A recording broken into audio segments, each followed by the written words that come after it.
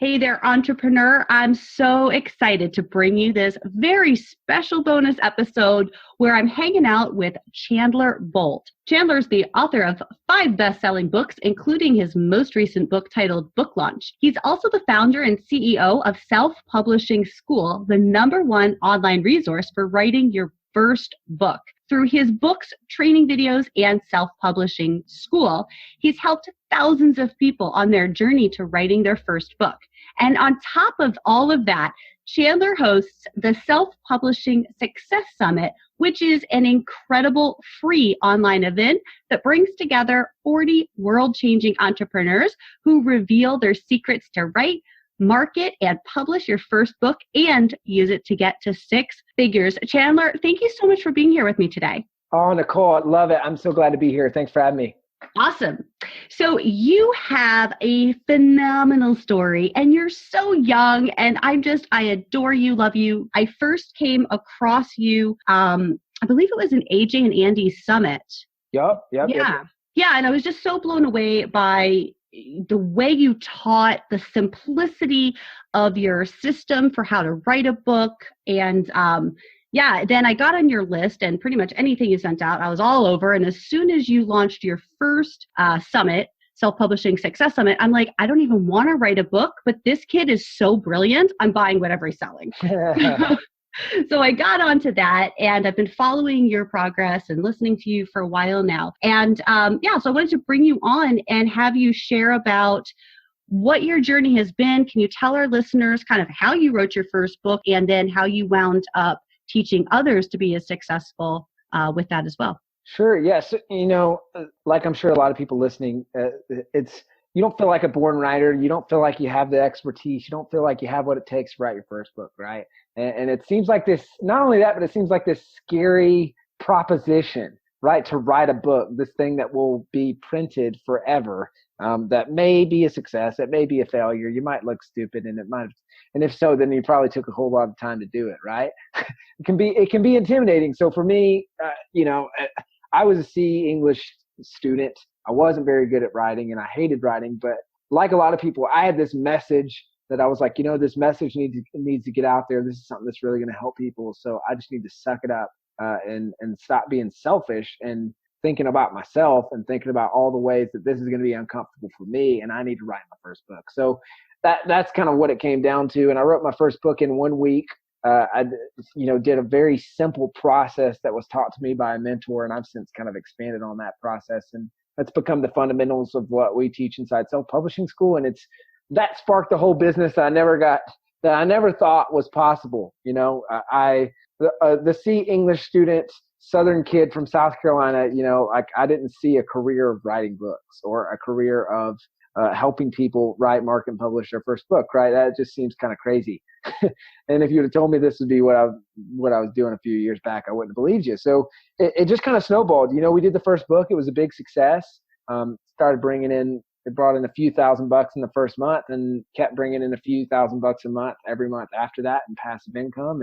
And that kept my head above water when I dropped out of school. And then people kept asking me, hey, Chandler, how are you doing this? Can you tell me? And I felt like I was a broken record, right? I was just having the same conversations over and over again. And so got to the point where I was like, you know what? I'm working on this business that's failing. And I just dropped out of school. So I kind of need to figure this whole thing out and figure out how I'm going to pay rent next month. So people keep asking about this whole book thing. Why don't I check this out? So that was the roots and the beginnings to what became Self-Publishing School. And as they say, the rest is history. I love how you just allowed it to be born out of kind of what was coming to you and that you were just so open. You didn't get stuck in that idea of this is what I'm supposed to do or I'm going to do. I'm going to follow that. And you really allowed people who are coming to you to help guide you to that next step. So Chandler, how old are you? I just turned 23 last week. And you've got multiple books now. You've helped so many people get international best-selling books, and you've built a 6-figure business around this. Is that correct? Or have you cracked 7? We cracked 7 last year, and then we won't crack 8 probably until next year. Oh, that long wait to 8. I'm just so inspired by that. And I just want to really point that out to our listeners that, you know, a lot of times entrepreneurs are thinking, oh, I'm too young or I'm too old or I've got this against me or that against me. Here you did this. You were essentially a college dropout that wasn't fantastic in English, and yet you've made that happen against anybody's expectation, I guess. So can you speak to that? Like, how did you realize that this was something that was going to fly? Not necessarily the school, the teaching, but that first book. Oh yeah. Well, I mean, as with anything, there's a lot of self-doubt that pops up, right? And I actually got just finished doing a little Facebook Live video on this, and I was talking about this concept of going all in, right? And anytime you go all in, you're immediately met by fear, you're met by insecurity, nerves, anxiousness, all these things. So for me, the first time I really kind of said, hey, you know, I'm going to go after this was my first book. And so obviously you're worried about it, you're stressed out, you're thinking that it won't be a success. But as I found time and time again, that failure or that fear of failure is actually just keeping you from getting where you need to go, right? So for me, it was like, all right, I just got to get over this.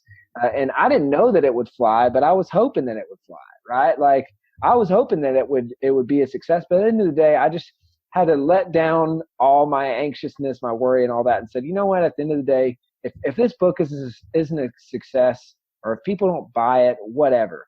I like it and I'm going to read it, right? It's like, I'm going to check this thing out. And if it just helps one person, that's great. Cause that would make my day. Right. So that really helped me. And I know that's like the worst advice ever is like lower your expectations. Right.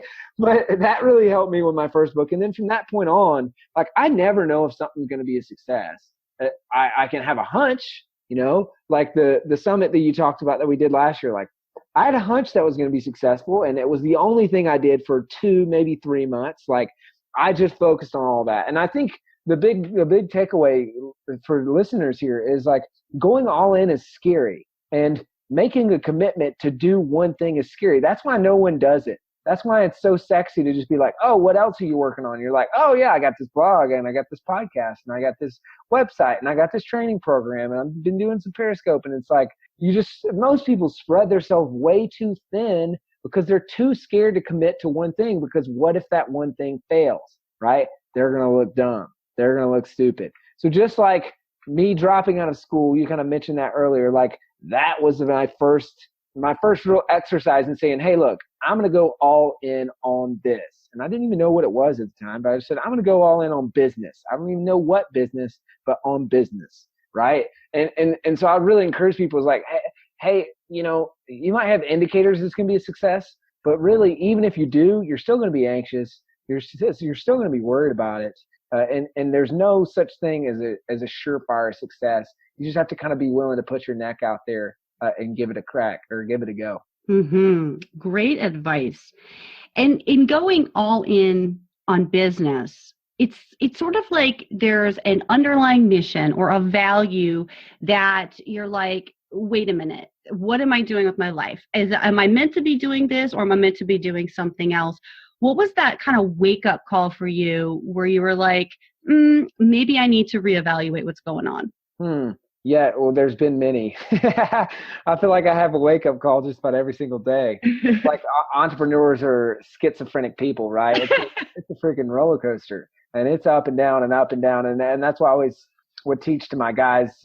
I had an internship called Student Painters, and they teach how to run a business by running a painting business. And I would always say with my guys that I was training how to run their business, I said, look, if you want a 9-to-5, if you want to be an employee, like it's like riding the merry-go-round of roller coasters, right? There's some ups and there's some downs, but there's a slight fluctuation between the two, and it's not going to get your adrenaline pumping. It's not going to get your heart going. You sure as heck aren't going to be worried about it, right? There's a limited box. You're inside of this box, and the ups and downs are not that much. It's pretty static. It's a pretty baseline thing, right? But the day you decide to be an entrepreneur, you decide that you're going to hop on a thriller coaster, right? You're going to Six Flags and you're hopping on the biggest thriller coaster they got.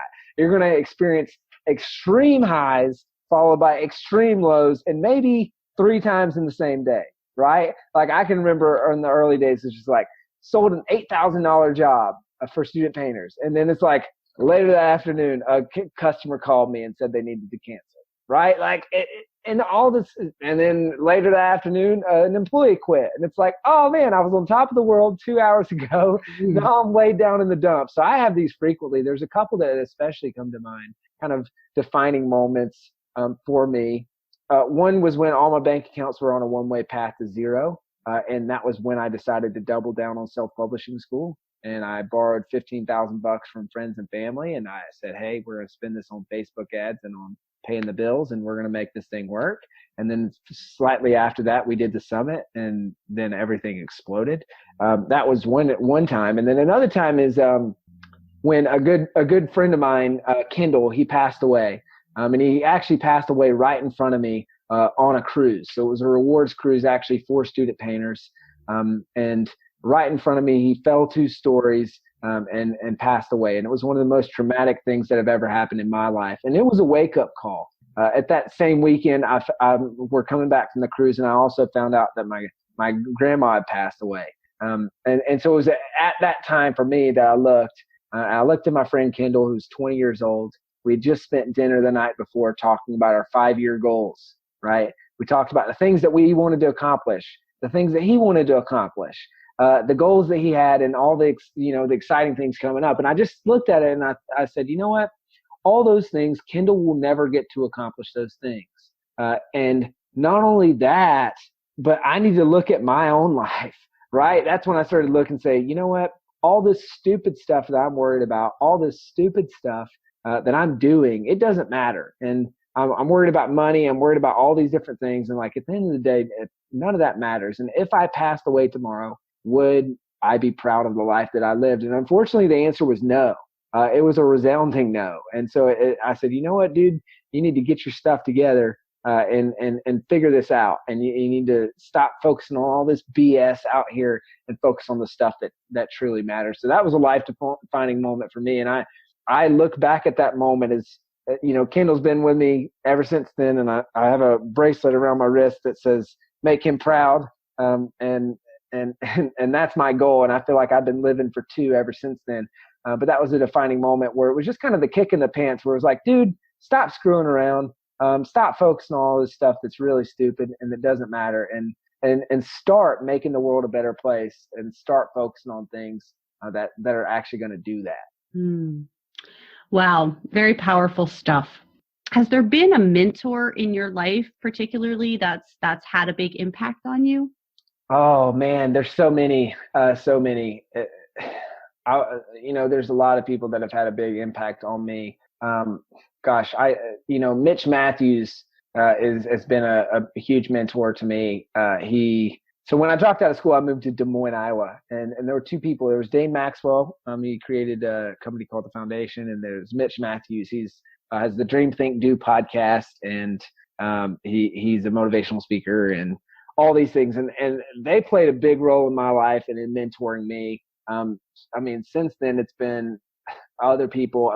My parents played a big role. My brother, he plays in a rock and roll band, a pretty big rock and roll band called Need to Breathe. They're signed with Atlantic Records, about to put out their 6th album with them. But he always was a mentor to me, kind of like the bigger brother, and all those things. But to me, mentors and surrounding yourself with smart people, it's one of the most important things that you can do. Everyone's heard the Jim Rohn quote, you are the average of the 5 people you spend the most time with, right? But it's like people have heard that, but they don't do anything about it, right? Like they just hear it and they're like, oh, cool, I should probably hang out with cooler people. And then they go back and hang out with their loser friends that aren't doing anything with their life. And not only that, but they're sabotaging what you're trying to do. So when you talk about your cool idea, when you talk about this book you want to write, when you talk about this podcast that you want to do, when you talk about this business that you want to start, not only are they not supportive, they question you, make fun of you, and tell you how it's not going to work, right? And so people put up with being in that environment, and then they wonder why they're not more successful. And so I'm such a firm believer in this. I moved all the way across the country, which I'm not saying that's what you need to do, especially if you have kids, a job, family, all that stuff. But, I moved to Des Moines, Iowa from South Carolina. And then I moved all the way to San Diego because I wanted to be around smart people. I wanted to be around people that challenged me. And I put together actually an entrepreneur house here in San Diego. So there's 5 of us. We all run online businesses. Everybody's doing 6 figures or 7 figures or whatever. And it's just such a high growth environment. We're masterminding every single week. We're helping each other. It's just such a high growth environment, not just in business, but in health and in all these other areas, right? So I'm such a firm believer in mentors, and I'm such a firm believer in surrounding yourself with people who are way smarter than you are. Absolutely. I love that. And not only are you doing it physically, but also with the summit. I mean, this year, like last year was incredible. This year is incredible. Next week, you're launching the Self-Publishing Success Summit. You've got Jay Papasan, Gary Vaynerchuk, Lisa Nichols, Barbara Corcoran, T. Harv Eker, Jeff Walker. I mean, like the list goes on and on of these incredibly brilliant, successful people. So tell me a little bit about that. Yeah. So, that's actually part of the thinking behind doing that summit, right? Is I want to surround myself with smarter people. So what's the best way to be able to do that is to interview them because it's publicity for them, right? And so that's part of the reason. There's multiple reasons, obviously. I mean, that's a ton of valuable free content for people. It's a huge amount of lead gen. It leads to our program, Self-Publishing School. It drives a ton of traffic for that and a ton of sales for Self-Publishing School. And then it also, it helps, like I get in the room with them or in a virtual room, right? And we're on video and I get to ask them all the questions I want to ask them, right? It's like Gary Vaynerchuk. I get to ask him all these questions. Michael Hyatt, like legend. One of the guys that I'm just like, he is at the top of his game. And he is one of those people who just does it right. He does it with integrity. And so I get to ask him like, how do you hire people? How do you do this? How do you do this? How do you manage this process? How do you produce so much content? How did you publish your first book? What did you learn from being CEO of Thomas Nelson for 25 years or however long it was? It's like you get to ask them all those questions. Not only that, but if you do it right, if you make it a positive experience for them, you get to have a long-standing friendship and relationship with them. So now I'm learning from those people. I'm going to masterminds with those people. I'm doing all those things, all because A, I asked, B, I was intentional about it, and then C, I went above and beyond the call of duty to make sure that they had a pleasant experience, right? So I think that's so important, and that's really what this summit is all about. And the cool thing is, like, I'm opening up the summit to other people, right? It's like, hey, check this out. Check out these conversations with people that I really respect, that I'm just genuinely asking them questions I'm interested in. And it's all about helping people write, market, and publish their first book and using that book to grow your business, brand, or following, right? So it's like, hey, if you're interested in that, then check out these conversations. I think you'll get a lot out of it. So it's a fun time for me. And I was blown away by all the feedback we had from the one last year. It's a fun, it was people enjoyed it a lot. So it's just been a really good experience and kind of with a lot of added benefits.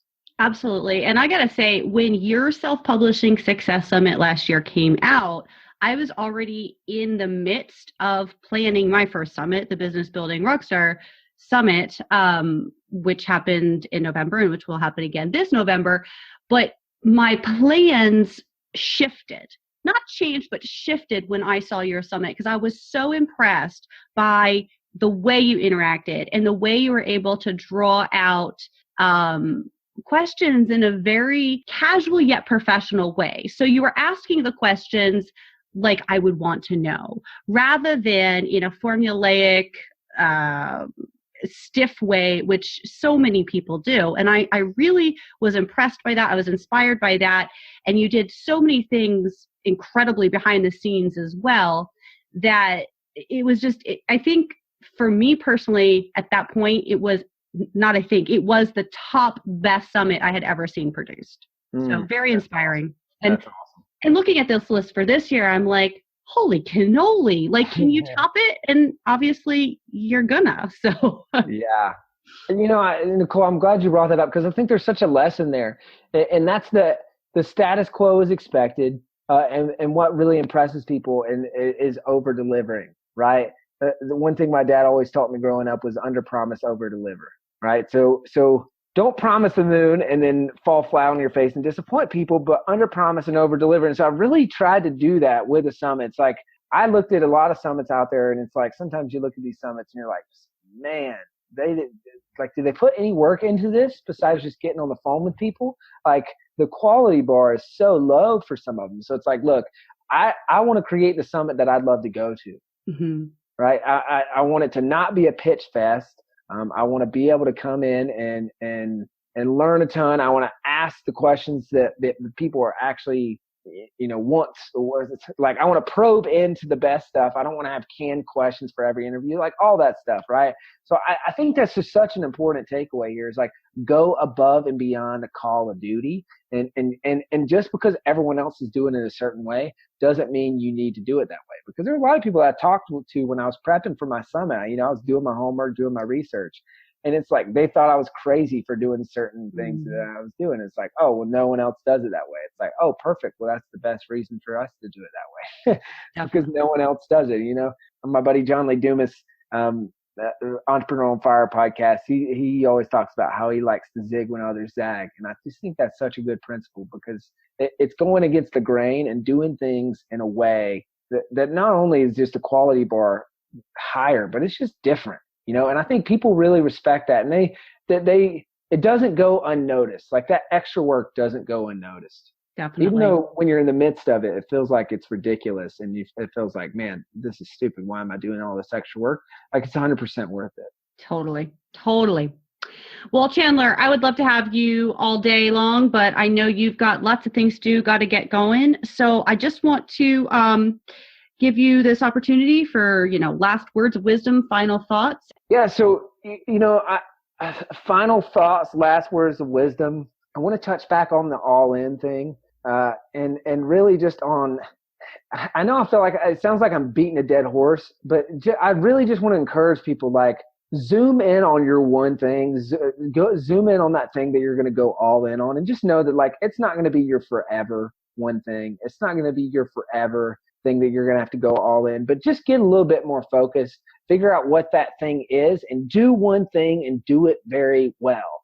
Okay. We talked about the first time I ever did this, it changed my world and it changed my life. It was really the first time I ever did this was with the summit.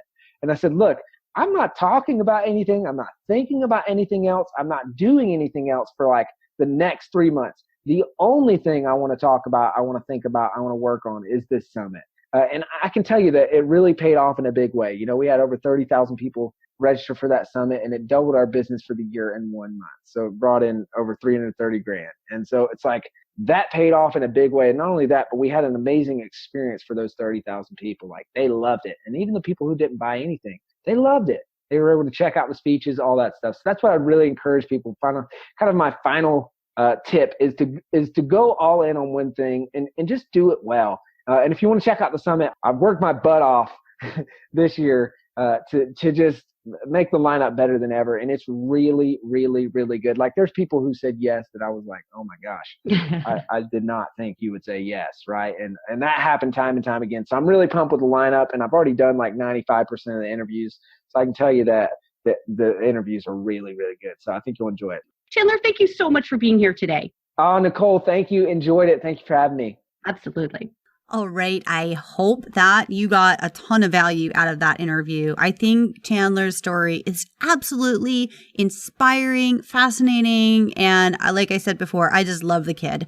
So I definitely want to make sure that you get over to the summit, because this is a not to be missed event. Seriously. Even if writing a book is not in your immediate future, you are going to get a mad value from this. And it's totally free. Like I said, last year I bought it, but that was because I knew the kind of stuff that Chandler put out. And I knew that one day I would want to write a book, but it just wasn't then. But I got to tell you, now that I am actually in the process of writing a book, going back through that content is incredible. But I will be at this summit this year. Holy cannoli. Let me tell you, he's got quite the lineup. Now, if you don't even want to wait to hear, you can head on over to bbrshow.com/Chandler, and you can sign up right there to get free access to the summit. Again, that's bbrshow.com/Chandler. And when you do, you're going to get access to the summit. It's in 3 sections. So the first section is all about writing. And The experts that he'll be interviewing about this section of the summit writing are Joanna Penn, David Allen, Cal Newport, Bob Goff, Ray Edwards, Eileen Wilder, Jeff Goins, Jay Papazan, Gretchen Rubin, Joseph Michael, Taylor Pearson, and Claire Diaz-Ortiz. Now in phase 2, Chandler's interviewing experts about marketing and publishing. And so for that lineup, he's got Gary Vaynerchuk, Michael Hyatt, Pat Flynn, Tucker Max, Perry Marshall, John Lee Dumas, Anik Singhal, Patrice Washington, Scott Olford, Kelsey Humphreys, Grant Cardone, Lisa Nichols, Brian Harris, Chris Brogan, Carrie Wilkerson, John Jantz, Danny Inney, and Steve Kamp. And then in phase 3, Chandler is interviewing experts about monetizing. And that's where he's talking with Barbara Corcoran, T. Harv Eker, Josh Shipp, Crystal Payne, Hal Elrod, Dory Clark, David McKay, Mel Abraham, Jeff Walker, Vern Harnish, Dave Esprey, Ruth Sukup, Jeff Woods, and Grant Baldwin. I know the quality of content that Chandler puts out, and I have no doubt in my mind that this event is going to be absolutely legendary. So again, bbrshow.com/Chandler is how you can go ahead and get your own free ticket to access all of those interviews and more. Again, bbrshow.com/Chandler. And that's all I've got for you today. I would love to hear your thoughts on this episode. Feel free to tweet me at Nix the Name, or you can use the hashtag BBRShow. And of course, you can find me on Facebook or right on my website at bbrshow.com. Thank you so much for listening, and I will talk to you again tomorrow for episode 36 with Paul Quizno. And until then, have a great day.